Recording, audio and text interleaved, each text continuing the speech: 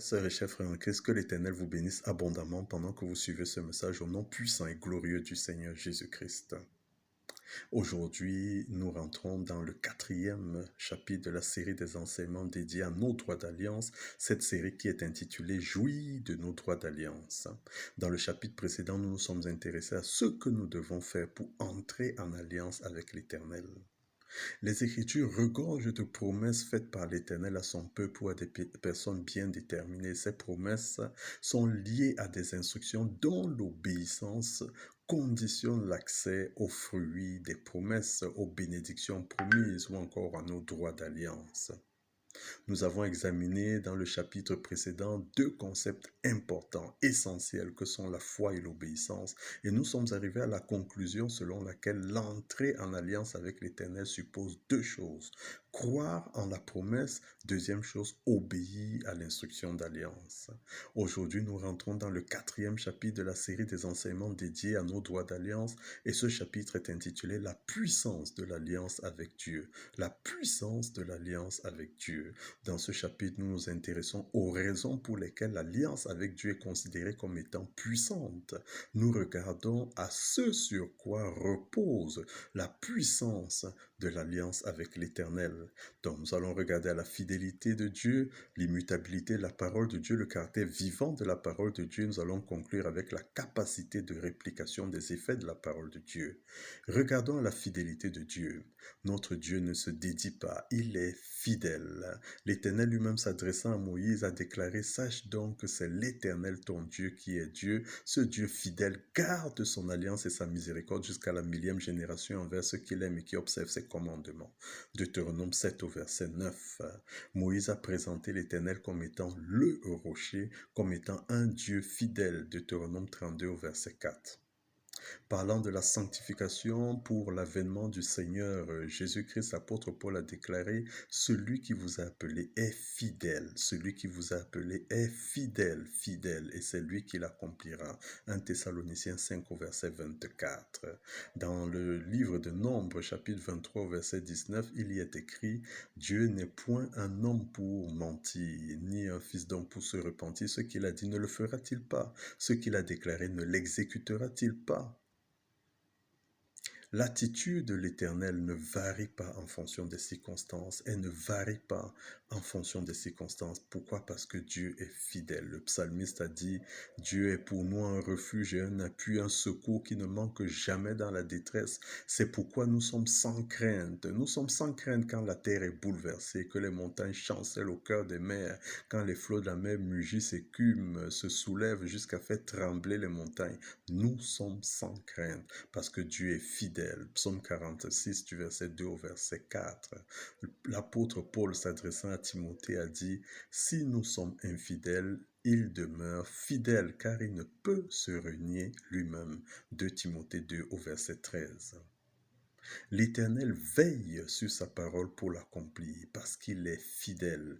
Dans Josué 21, verset 45, il y est écrit « De toutes les paroles que l'Éternel avait dites à la maison d'Israël, aucune ne resta sans effet. Elles toutes s'accomplirent. » L'Éternel lui-même s'adressant au prophète Isaïe a déclaré « Comme la pluie et la neige descendent des cieux et n'y retournent pas sans avoir arrosé, fécondé la terre, fait germer les plantes, sans avoir donné de la semence au semeur et du pain à celui qui mange. Ainsi en est-il de ma parole. La parole qui sort de ma bouche, elle ne retourne point à moi sans effet, sans avoir accompli mes desseins. » Ésaïe 55 du verset 10 au verset 11.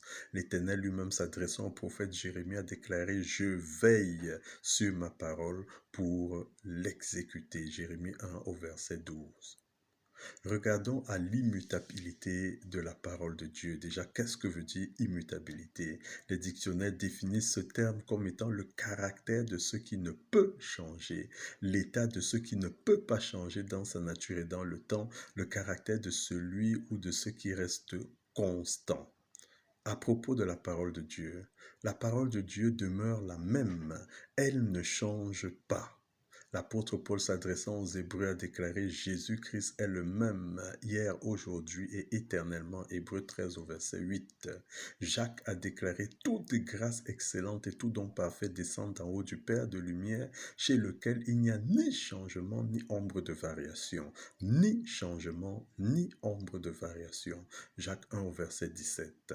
Le prophète Ésaïe a déclaré l'herbe sèche, la parole tombe, mais l'herbe sèche, la fleur tombe, l'herbe sèche, la fleur tombe, mais la parole de Dieu subsiste éternellement. Ésaïe 40 au verset 8. Regardons au caractère vivant de la parole. La parole de Dieu est vivante. L'apôtre Paul s'adressant aux Hébreux a déclaré « Car la parole de Dieu est vivante, efficace, plus tranchante qu'une épée quelconque à double tranchante, pénétrante jusqu'à partager âme, esprit, jointure et moelle, elle juge les sentiments et les pensées du cœur. La parole de Dieu est vivante. » Hébreux 4 au verset 12.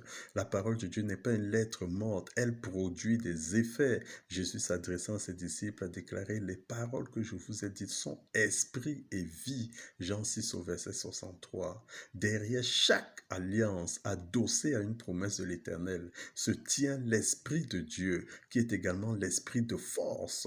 Il est l'Esprit de puissance. Il est le dépositaire de la puissance absolue de Dieu. Il veille au respect des termes de l'alliance, au respect de nos droits d'alliance, notamment la réalisation des fruits de la promesse en cas d'obéissance à l'instruction d'alliance. Regardons la capacité de réplication des effets de la parole de Dieu. C'est une caractéristique essentielle de la parole de l'Éternel. L'apôtre Pierre a déclaré « En vérité, je reconnais que Dieu ne fait point exception de personne, mais qu'en toute nation, celui qui le craint et qui pratique la justice lui est agréable. » Acte 10 du verset 34 au verset 35. Les effets de la parole de Dieu peuvent se répliquer. C'est une caractéristique fondamentale de la parole de Dieu. L'engagement de la foi, lorsque nous accédons à une promesse prise dans les Écritures, ou lorsque nous écoutons ou lisons un témoignage, peut nous amener à poser les actes qui sont décrits ou évoqués dans l'instruction d'alliance ou dans le témoignage. Dans ce cas, les Écritures nous rappellent que l'Éternel, qui ne fait exception de personne, qui ne fait point de favoritisme, qui ne fait point de différence, nous amènera à bénéficier des résultats similaires à ceux présentés comme fruit de la promesse ou objet du témoignage. Prenons une illustration. Si nous allons dans le livre d'Exode chapitre 23 du verset 25 au verset 27, il y est écrit « Vous servirez l'Éternel votre Dieu, il bénira votre pain et vos eaux et j'éloignerai la maladie du milieu de toi. Il n'y aura dans ton pays ni femme stérile, ni femme qui avorte. Je remplirai le nombre de tes jours, j'enverrai ma terreur devant toi, je mettrai en déroute tous les peuples chez lesquels tu arriverais, je ferai tourner le dos devant toi à tous tes ennemis. » Les promesses de bénédiction, de guérison, de longévité, de terrassement de nos ennemis sont adossées sur le service à Dieu. Ainsi, lorsque nous nous engageons dans le service à l'Éternel, Dieu s'assure que les fruits des promesses se retrouvent dans nos vies. Les fruits des promesses, c'est quoi? C'est la bénédiction, la guérison, la longévité, le terrassement de nos ennemis. Que l'Éternel ouvre notre entendement pour que nous puissions comprendre nos droits d'alliance et accomplir ce qui relève de notre responsabilité pour jouir pleinement de tout ce qu'il a préparé pour nous au nom puissant et glorieux du Seigneur Jésus-Christ.